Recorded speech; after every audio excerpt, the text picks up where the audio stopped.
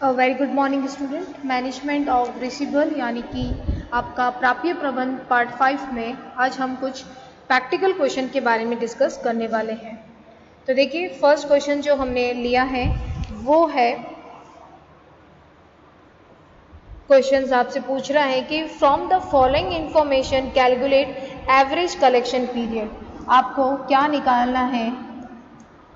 Average collection period, right.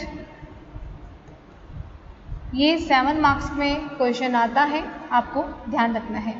कुछ information आपको दे रखी है, उसके बारे में बात करते हैं। आपको दे रखा है टोटल सेल्स, सेकंड में आपको दे रखा है कैश सेल्स, थर्ड आपको दे रखा है सेल्स रिटर्न, 4 आपको दे रखा है डेटर्स। देखिए, टोटल सेल्स की जो अमाउंट है वो है 15 लाख है। कैश सेल्स जो है वो आपको दे रखा है 3 लाख। सेल्स रिटर्न जो आपको है वो दे रखा है 1,20,000। डेटर्स आपको है 1,35,000 और साथ ही आपको दे रखा है बिल्स रिसीवेबल, वो आपको दे रखा है 30,000 और प्रोविजन फॉर बैड डेब्ट्स एक 6 इंफॉर्मेशन है। प्रोविजन दे रखा है किसका? फॉर बैड डेब्ट्स का, ठीक है। अब कितना दे रखा है फॉर बैड डेब्ट्स का? वो है 15,000। ये सारी इंफॉर्मेशन दे रखी है और हमें कैलकुलेट करना है एवरेज कलेक्शन पीरियड को। क्लियर है आपको? देखिए, इसको निकालने के लिए फॉर्मूला जो होता है, सबसे पहले हम यहाँ फॉर्मूले की बात करते हैं। तो देखिए, फॉर्मूला क्या होगा एवरेज कलेक्शन पीरियड का? तो फॉर्मूला होगा receivables multiply 360 upon net credit sale. क्या हो जाएगा? Receivables multiply 360 upon net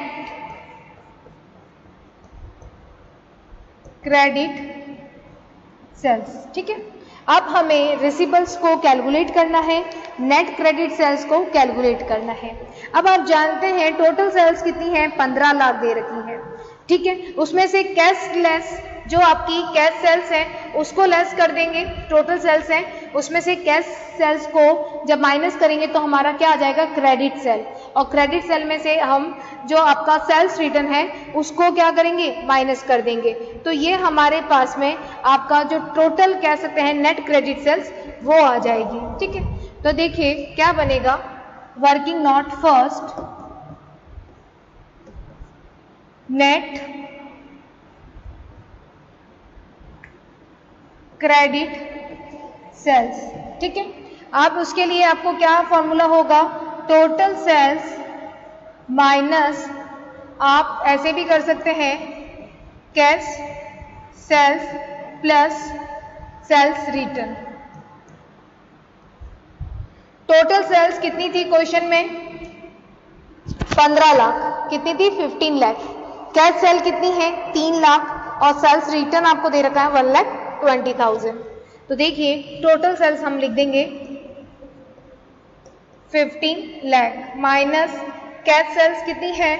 3 lakh plus sales return कितना है? 1,20,000।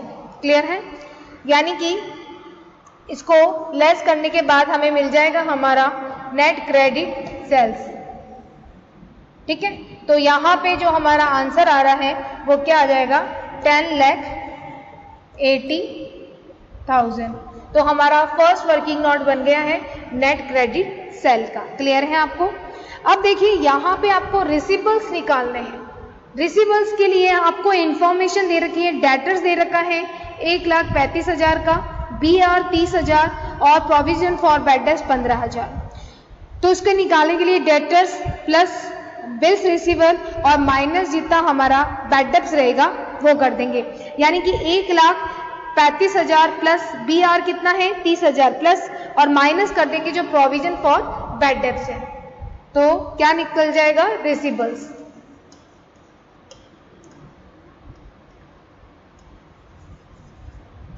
कैसे निकालेंगे? डेप्टर्स को प्लस करना है किसके साथ? जो हमारे पास BR है, और माइनस कर देंगे जो हमारे पास बैड डेब्ट्स है। ठीक है, डेप्टर्स कितना है? 1,35,000 प्लस BR हमें क्वेश्चन में दे रखा है 30,000 और माइनस कर देंगे बैड डेब्ट्स, वो आपका दे रखा है 15,000। क्लियर? तो ये हमारा आंसर आ जाएगा 1,50,000। क्लियर? तो 1,50,000 हमारा रिसीवेबल्स आ गया है। साथ ही साथ हमारा नेट क्रेडिट सेल्स कितना आ गया? 10,80,000। तो अब हम अपने क्वेश्चन को सॉल्व कर सकते हैं। तो लिखेंगे 1,50,000 मल्टीप्लाई 360 डिवाइडेड बाय 10, 10,80,000। तो ये आ जाएगा हमारा आंसर एवरेज कलेक्शन पीरियड का 50 दिन, 50 डेज। क्लियर है आपको? तो ये 7 मार्क्स में क्वेश्चन आता है जो आपको ध्यान रखना है। क्लियर? बात करते हैं एक और इम्पॉर्टेंट क्वेश्चंस की जो कि काफ़ी बार एग्जाम में पूछा गया है। तो देखिए ये जो क्वेश्चंस है बहुत इम्पॉर्टेंट है, इसके बारे में बात करते हैं। कुछ इंफॉर्मेशन दे रखी है आपको। A company is currently selling 1 lakh units. एक कंपनी है जो क्या कर रही है? सेलिंग कर रही है करंट टाइम में। कितना है? 1 लाख यूनिट्स का। ठीक है, ऑफिस प्रोडक्शन। ठीक है, रेट क्या बताई है? 50 पर यूनिट, 50 पर यूनिट। ये जो सेलिंग है 1 लाख की, वो 50 पर यूनिट पे अपने प्रोडक्ट को सेल कर रही है। At the current level of production the cost per unit 45। At the current level of production the cost per unit is 45। ठीक है, ओके। वेरिएबल कॉस्ट दे रखी है 40। The company is currently extending 1 month 30 days credit to its customer. It is thinking of the extending credit period of 2 months in the hope that sale will be increased by 25%. If the required rate of return before tax on investment is 30%, the new credit policy desirable। देखिए बहुत important question है, इस question के बारे में बात करते हैं। देखिए नेक्स्ट चीज हमने अभी लिखी कि कंपनी अपनी वर्तमान में 1 लाख इकाइयां जो 1 लाख यूनिट्स हैं वो कितने पे बेच रही है? 50 पर यूनिट पे कर रही है। ठीक है, उत्पादन के वर्तमान स्तर पर प्रति इकाई लागत कितनी है? 45। यानी कि वो at current level of production कितना है? कॉस्ट पर यूनिट अभी करंट में कितना बता रहा है? वो है आपका 45। ठीक है, 45 कॉस्ट पर यूनिट्स अभी बता रहा है 45 करंट लेवल का प्रोडक्शन। साथ ही आपको वेरिएबल कॉस्ट दे रखी है और वो दे रखा है आपको 40। ठीक है, ये करंट लेवल का बता रहा है। The company is currently extending 1 month 30 days credit to its customer. ध्यान रखिएगा कंपनी वर्तमान में ग्राहक को 1 माह की यानी कि 30 दिन की उधार दे रही है। यानी प्रेजेंट टाइम में कंपनी अपने कस्टमर को कितना क्रेडिट पीरियड दे रखी है? कस्टमर को जो क्रेडिट पीरियड है वो क्रेडिट पीरियड है 30 डेज। क्लियर है? अब क्या कह रहा है? वो ये कह रहे हैं कि कंपनी आशा करती है अपनी सेलिंग में 25% ग्रोथ हो सकती है अगर कंपनी अपना टाइम पीरियड जो है वो 2 महीने बढ़ा दे।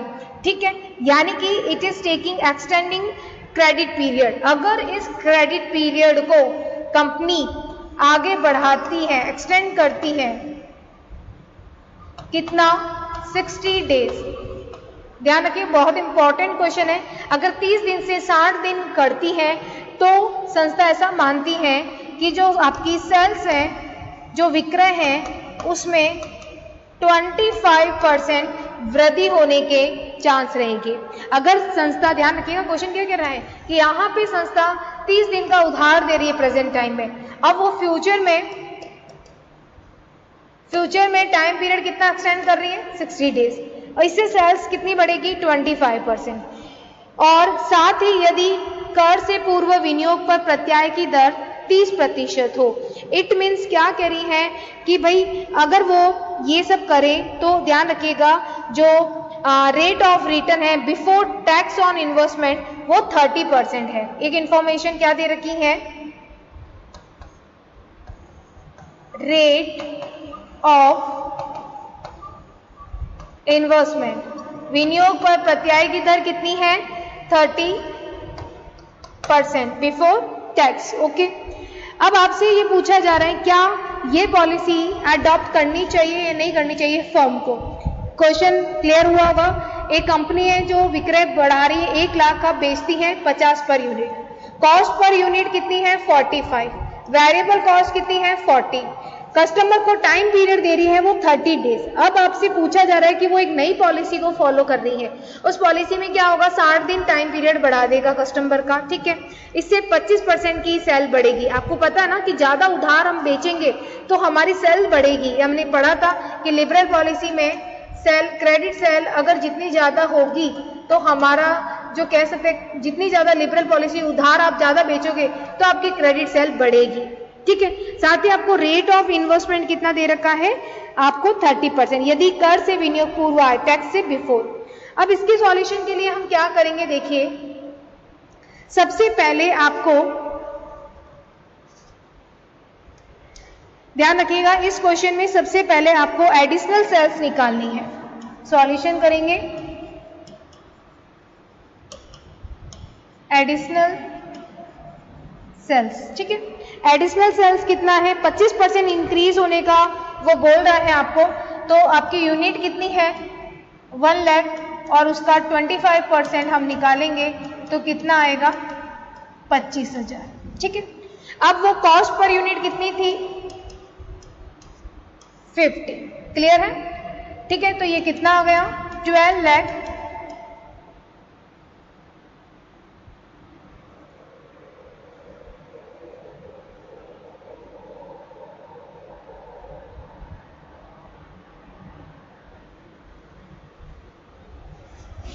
तो ये कितना आ जाएगा 12,50,000, ठीक है। लेस कर देंगे हम लोग एडिशनल सेल्स में से जो आपकी वेरिएबल कॉस्ट है। वेरिएबल कॉस्ट क्वेश्चन में कितना दे रखा था आपको 45 कह सकते हैं, आपको 40 दे रखा था वेरिएबल कॉस्ट, तो उसके बारे में हम बात करते हैं कि वेरिएबल कॉस्ट कितना था 40 था, ठीक है। चलिए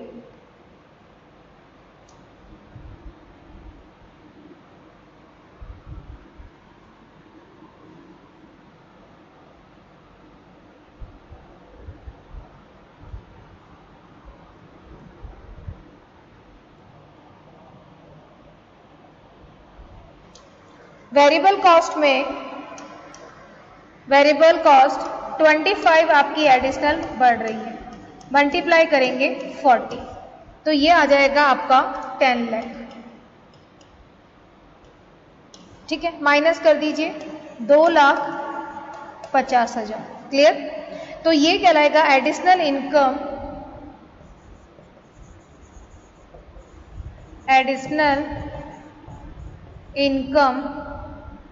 एडिशनल इनकम बिफोर टैक्स का, ठीक है। ये एडिशनल बिफोर इनकम आ गई आपकी टैक्स की। बात करते हैं सेकंड चीज की, आपको निकालना है यहां पे एडिशनल इन्वेस्टमेंट इन रिसीवेबल्स का। कैसे निकालेंगे एट कॉस्ट पे। तो देखिए यहां पे आप कह सकते हैं बिफोर एक्सटेंशन कितना था, बिफोर एक्सटेंशन कितना था। तो देखिए 45 लाख, कॉस्ट पर यूनिट कितनी थी 1 लाख थी, ठीक है, टोटल यूनिट कितना था 1 लाख, फिर कॉस्ट पर यूनिट कितनी थी 45, तो 45 मल्टीप्लाई 1 लाख कितना हो गया 45 लाख, मल्टीप्लाई 30 डेज थे पहले, ग्राहक को 30 डेज दे रहे थे 360 बेस पे, तो ये आ जाएगा आपका 3,75,000। क्लियर है आपको, यानी कि 45 कॉस्ट पर यूनिट थी, ध्यान रखिए 45 कैसे आया, 1 लाख आप टोटल यूनिट कर रहे थे प्रोडक्शन की, ठीक है, और आपकी कॉस्ट पर यूनिट कितनी थी पहले 45, इसीलिए क्या आएगा 45 लाख, ठीक है। अब बात करते हैं आफ्टर एक्सटेंशन की क्या होगा, तो ध्यान रखिएगा इसमें कितने आएंगे रिसीवेबल्स, इसमें 45 लाख तो ये था, फिर हम अगर इसमें प्लस करेंगे, आपका प्लस करेंगे इसमें जब एक्सटेंशन वाला निकालेंगे, तो देखिए 45 लाख तो आपका पहले से था, अब वेरिएबल कॉस्ट वाला ऐड करेंगे, तो वेरिएबल कॉस्ट का 25,000 मल्टीप्लाई 40, तो ये आ जाएगा आपका 10 लाख, कितना आ जाएगा 10 लाख, तो ये इसमें ऐड हो जाएगा, तो 55 लाख कितना यूज करेंगे आफ्टर एक्सटेंशन 55 लाख 55 लाख, और कितना दिन से बढ़ा रहे थे 60 डेज से, पहले कितने थे 30 थे, बढ़ाना कितना है 60 से, तो इसको जब हम सॉल्व करेंगे तब हमारा आंसर आ जाएगा 9,16,667। ध्यान रखिएगा यहाँ पे जो एडिशनल इन्वेस्टमेंट निकाल रहे हैं उसमें आपको 45 लाख कहाँ से आया, 1 लाख यूनिट था और 45 कॉस्ट पर यूनिट था, ठीक है, तो ये आ जाएगा 55 लाख कैसे आया, तो ध्यान रखिएगा ये जो आपका 1 लाख था 1 लाख मल्टीप्लाई 45, तो ये था 45 लाख, ठीक है। अब इसमें प्लस करेंगे आप जो 25,000 की जो आपकी एडिशनल सेल बढ़ रही है मल्टीप्लाई 40, तो ये कितना आ जाएगा आपका 10 लाख, और ये टोटल यहाँ अमाउंट आ जाएगी आपकी 55 लाख, ये आपको ध्यान रखना है, ठीक है। अब हमने एडिशनल निकाल दी, अब हम क्या करेंगे एडिशनल इन्वेस्टमेंट हुआ कितना है वो देखते हैं, तो एडिशनल इन्वेस्टमेंट माइनस कर देंगे पहले वाले से, एडिशनल इन्वेस्टमेंट, ठीक है, तो पहले कितना था, पहले था आपका 3,75,000 और एक्सटेंशन के बाद में आया था 9,16,000 ये, ठीक है, और माइनस 3 लाख जो आपका पहले का था 3,75,000 माइनस कर दीजिए, तो ये आ जाएगा आपका 5,41,667, तो ये एडिशनल इन्वेस्टमेंट है, ठीक है। अब ध्यान रखिएगा आपको एक रेट दे रखी थी, क्या दे रखी थी, रिटर्न ऑन एडिशनल इन्वेस्टमेंट, कितना दे रखा था, बिफोर टैक्स था, बिफोर टैक्स था ना, आपको दे रखा था 30% बिफोर टैक्स क्वेश्चन में, तो ये 5,41,667 जो एडिशनल इन्वेस्टमेंट आया उस पे आपको निकालना है 30%, तो ये आ जाएगा आपका 1,62,500। क्लियर। अब हमें ये आया 1,62,500, क्लियर, और हमें जो एडिशनल सेल कितनी हो रही थी 2,50,000, ठीक है, और हमारा जो एडिशनल इन्वेस्टमेंट आया है 1,62,500, यानी कि सेल में बड़ी हो रही है, यानी कि हमें कितना एडिशनल इन्वेस्टमेंट करना पड़ेगा 1,62,500, तो हम क्या करेंगे इसका निकालेंगे नेट इनकम, क्या इसके बाद नेट या इनकम, यानी एडिशनल सेल कितनी हो रही थी हमारी 2,50,000 माइनस हमें एडिशनल इन्वेस्टमेंट कितना करना पड़ेगा 1,62,500, तो ये कितना आ रहा है 87,500। क्लियर है आपको, तो क्या आपको ये एक्सेप्ट करनी चाहिए पॉलिसी, ये पूछ रहा था क्वेश्चन, यस, क्रेडिट पीरियड भी एक्सटेंड, यानी कि हमें क्रेडिट पीरियड को बढ़ाना चाहिए, ठीक है, क्यों, क्योंकि हमें क्या मिला, नेट इनकम हमारी हो रही है, ठीक है।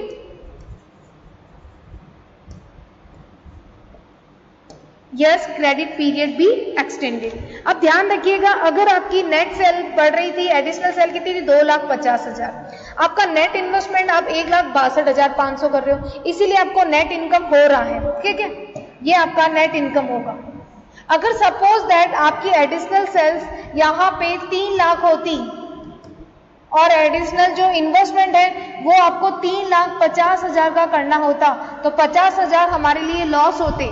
जितनी सेल बढ़ रही है उससे ज़्यादा हमको इन्वेस्टमेंट करना है, तब हम इस प्रोजेक्ट को एक्सेप्ट नहीं करते। लेकिन हमारी नेट सेल कितनी बढ़ रही है 2,50,000 और हमें उसके ऊपर इन्वेस्टमेंट कितना करना है 1,62,500, फिर भी हमारे पास नेट इनकम बच रही है वो है 87,500। तो इस क्वेश्चन में हम कहेंगे कि हम ये जो फ्यूचर में एक्सटेंड करना है 60 डेज से, इसको हम करेंगे। क्यों? क्योंकि ये प्रपोजल एक्सेप्टेबल है, क्योंकि हमें जो नेट इनकम हो रही है वो हमारी हो रही है 87,500। क्लियर है आपको? तो ये थे 2 इंपॉर्टेंट क्वेश्चंस आपके रिसीवेबल मैनेजमेंट के। Okay, thank you.